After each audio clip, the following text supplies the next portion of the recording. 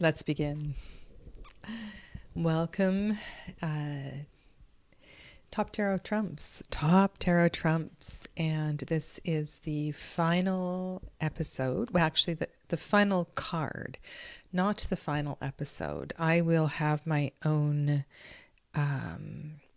summary, conclusion, reflection video, and then I will also be broadcasting live with Masha and some other content creators who have been participating in this series. So there'll be 2 more videos in this series, and welcome to Arya. Namaste. The World card. So we have come full circle, and there are some truly beautiful cards that I want to share with you today, and I've been doing some reflections, and this is a question I want to ask all of you, and I will address in the reflection video, and that is this. For you, what is the criteria? What makes a top tarot trump?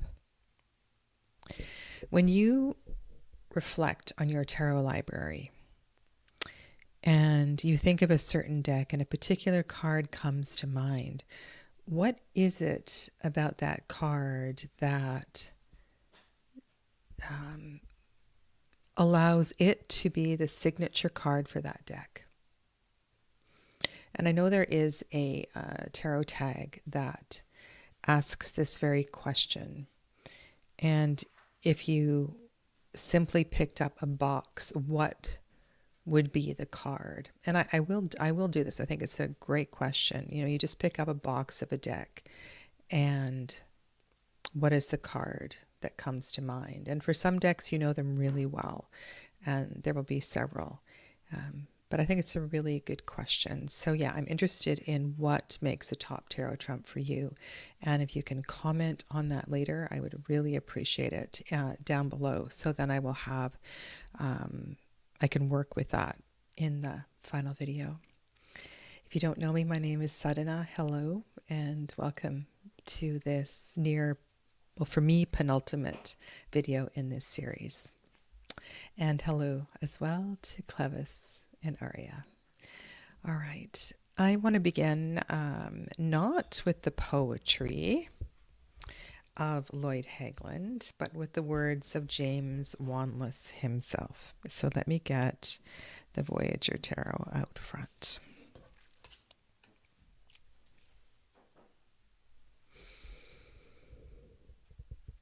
And there's a few things in this card that I think are great inspiration and will kind of get me into the mood of today's discussion.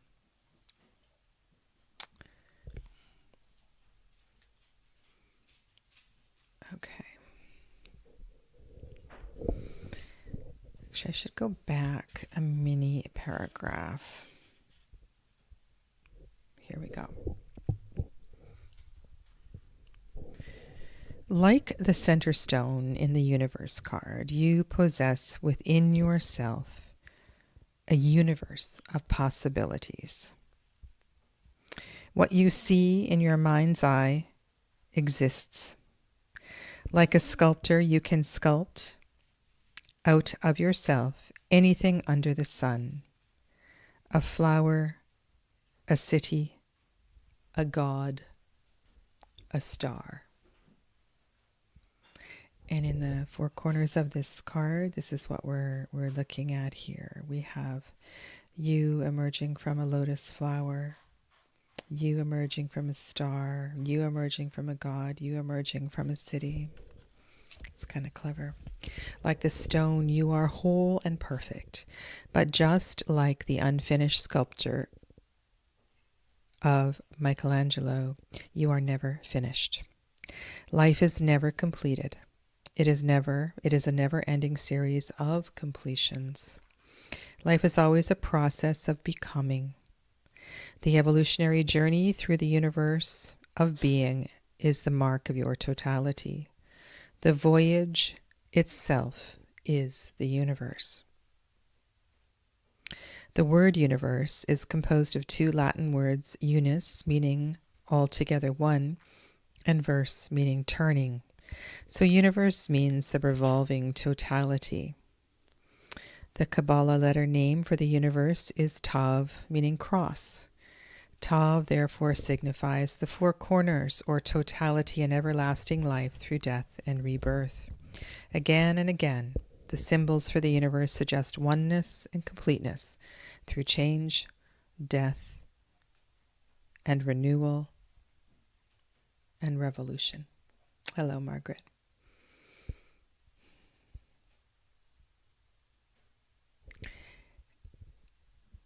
It's amazing, this journey of the tarot.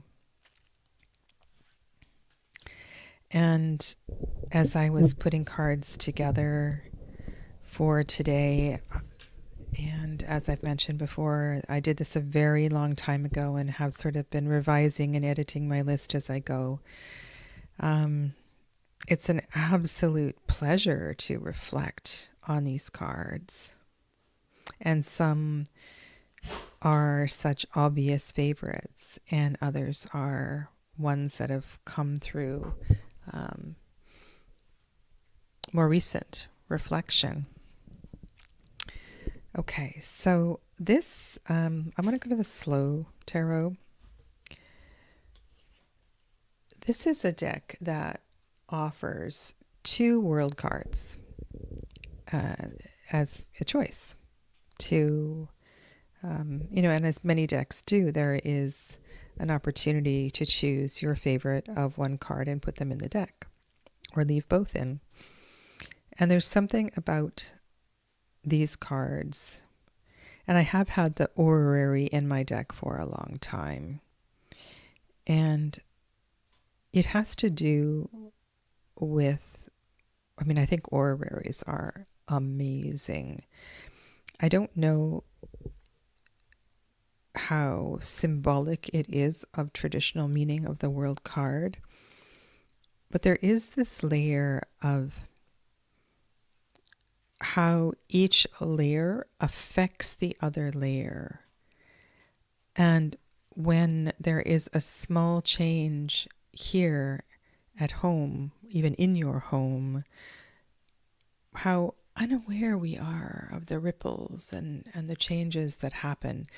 And when I look at a card, either of these world cards, I think of the nature of that shifting energy and how we must be so careful how we step and what we say, and the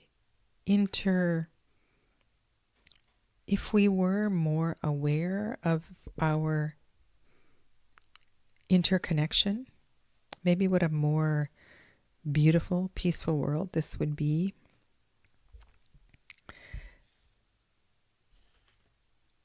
And just a fascination. You even have all the moons of all the planets in this orrery. It's a gorgeous orrery.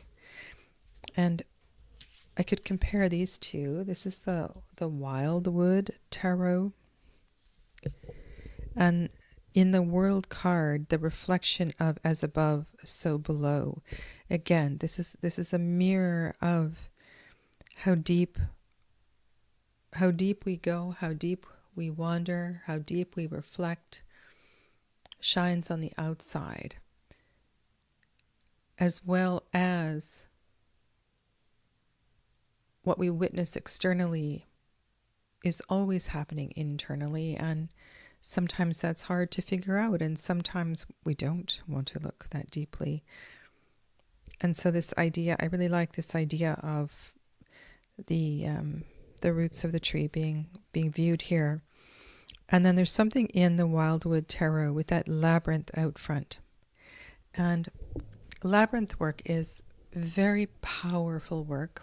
I have talked about it, I think, in this series before, and it is deeply meditative, and it can be a highly transformative experience to walk slowly through a labyrinth alone. And the work that I have done, it's suggested that you have a question when you enter the labyrinth. or you have a topic of reflection as you step. And the labyrinths that I've wandered in, I've been able to remove my shoes. Often that's a tradition. You leave your shoes like you would at a home at the entrance of the labyrinth, and you wander very slowly. People often leave offerings in a labyrinth. You can see them filled up along the walkways. Maybe the intention was to put your offering at the center of the labyrinth, but you felt compelled to leave it elsewhere as you paused for a breath, something you observed inside, outside the labyrinth. And so it's to have a labyrinth here in front of the world tree before you pass through this door. It's like a final reflection of your life. And I think this is on many layers, really powerful. This is a card that often marks retirement or celebratory conclusions of some kind. And I think the importance of pause and reflection, to linger in the completion, to honor the completion, it's beautiful. It really is, before we pass through the door, before we pass through the mandala, not the mandala, the mandorla. Okay. And this idea of sacred connection, this is the Wee Moon Tarot, and there's something quite powerful here. And if I compare this to, so let's compare a more historical deck. This is the Tarocco Sopraffino, the Il Menanghello version. And you can see in this card the sheer abundance in the wreath.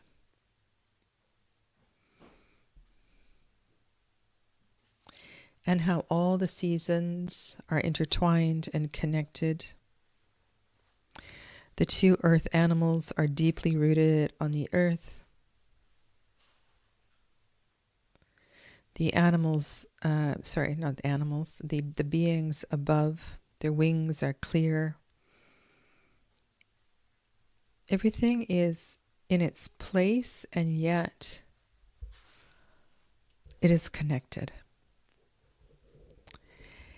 And we see red, purple, blue, green, browns, all these colors interconnected here. These hands. There was another card and another deck like this. Maybe it was from a movie I'm thinking of. An American Quilt. Maybe that's the movie. Together we are stronger. And this is the metaphor of, that one tug, the one tug from one side of this web affects the shape of the web in many directions. And those ripples are the idea of harmony and balance and peace is so important in order to maintain the sacred energy of the mandala. Let's call it a mandala. Isn't that interesting, those two words, mandala and mandorla? How similar they are, and yet they mean slightly. They mean different things, but yeah, okay. Crazy, beautiful.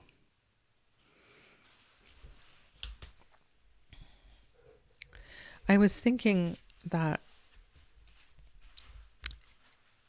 to reflect on the Fool and the universe in any given deck is really important. Welcome to Perry. Lovely to see you.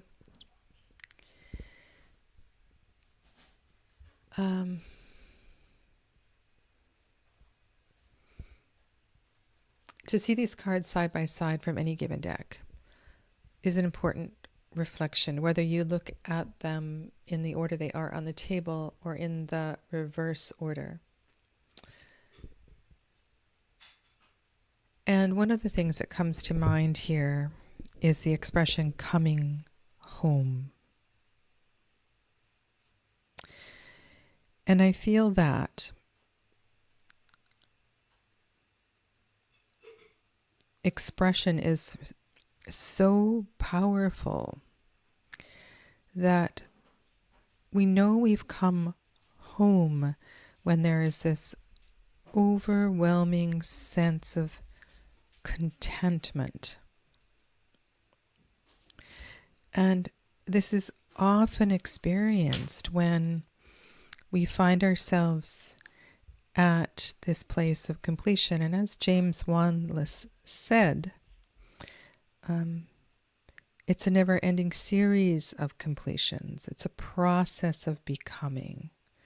The evolutionary journey through the universe of being is the mark of your totality.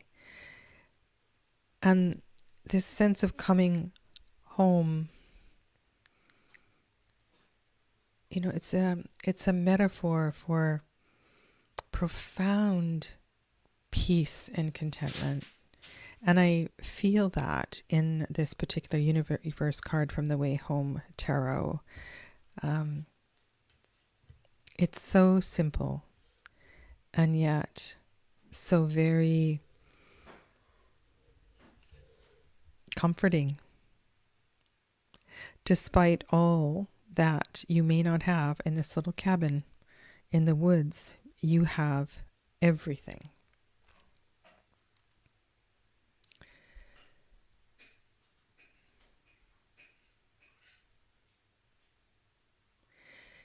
And Llewellyn, I've showed you lots of cards from Llewellyn. And this is quite the piece of art. You can see the goddess in the ice, the shape of the chalice created here in the crater.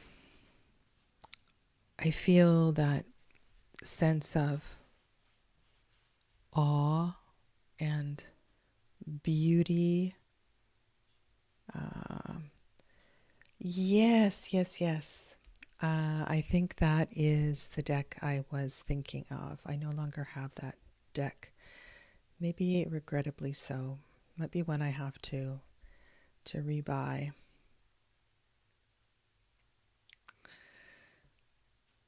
Just for a few cards.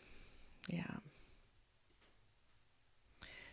But when I look at this card and I can imagine being in a location such as this where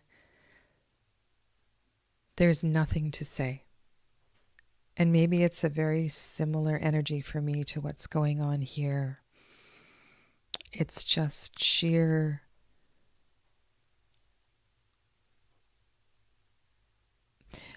I don't know what the word is. And I'll use contentment for lack of a better word. The two, these two cards, this is from La Corte de Tarocchi. And this is a new deck that has just come to me. A very special Christmas present I purchased for myself. I ordered 2 decks from Marco Benedetti, and this is from his personal Madrone. And there's something in this card where all of these worlds, all of these life experiences seem to come together. And it's like the woman overhead opens her hands.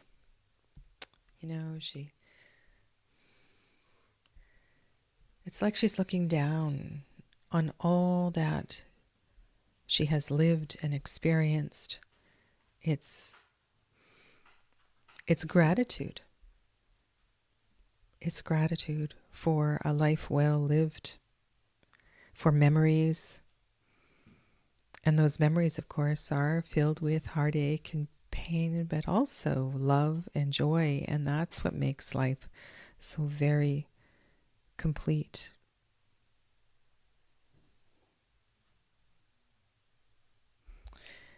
And I've looked at this card, in detail many times. It's such a different world card. It's a close up of a particular part of Florence, perhaps. We have a clue from the writing on the card.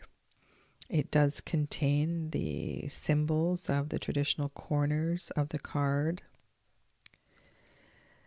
But I also get that sense that this is where home is, and I have landed here.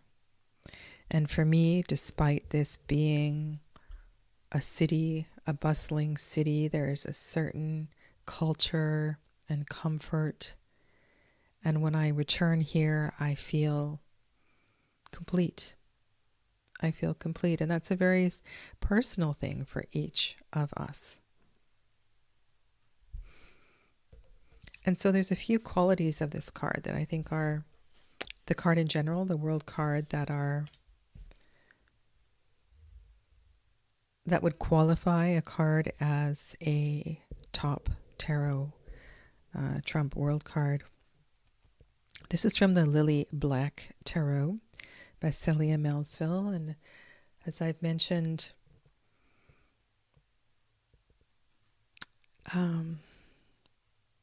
there's something about the black deck that reveals things the white deck does not reveal. And often there's something about I feel like chalk pastel that adds a texture, a layer that you don't see in the white deck.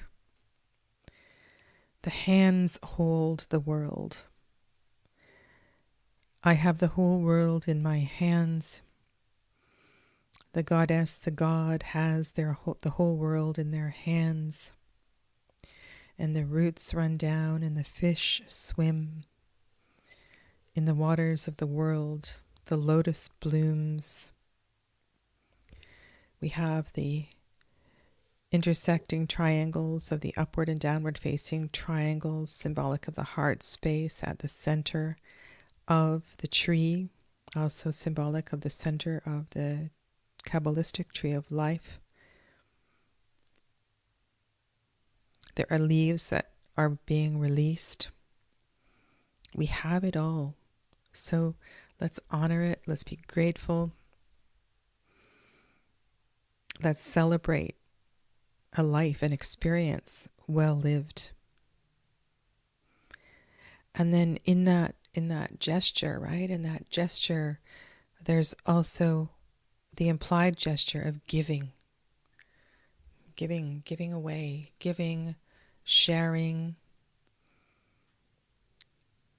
And that's an important part here, because we know that as we pass through the portal, as we go through these changes of life, we may not, and of course, if you're reading this at a mundane level and this happens to be a move or a change from one location to another, you can't take everything with you, right? We're limited.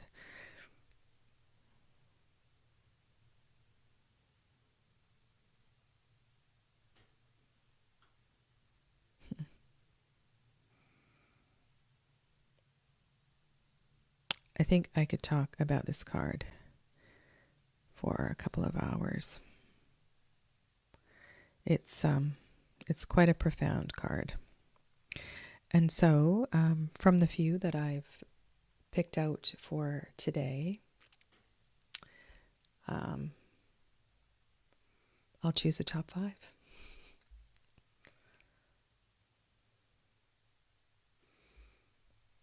Okay.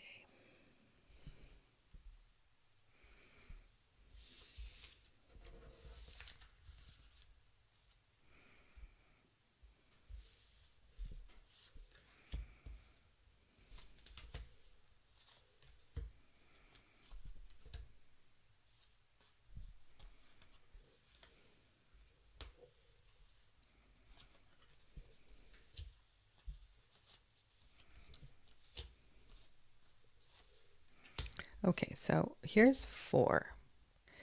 I am going to choose these 4, and then I will choose a 5th. Okay.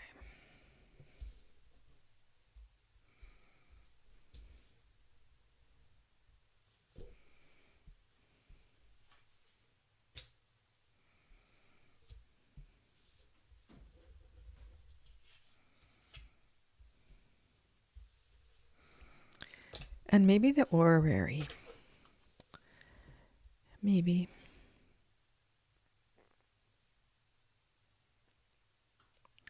And honestly, I don't know that these 2 cards don't say different things, in that every movement, every step we take affects so many in so many directions, unbeknownst to us. And I was reminded of this last night. I had a lovely message from a subscriber and someone who's been very generous with their sharing of my videos and my work. And they sent me a personal message last night, and it truly shifted an energy within me. And yeah. So I'm just going to choose both of them because I think they're just extraordinary. So let me back up the deck. And so for this final video, I'm choosing a top 6 because I can. Okay, there we go. So left to right, these are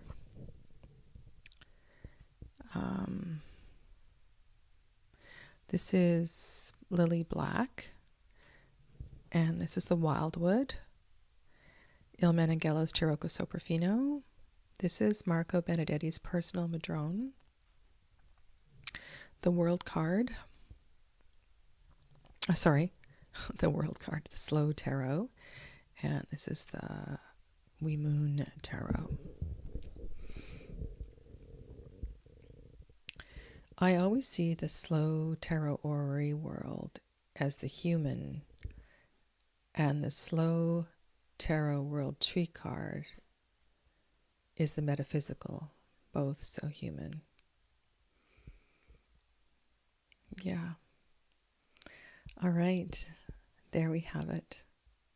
Top Tarot trumps complete. I'll see you for the reflection video. Take good care. Namaste.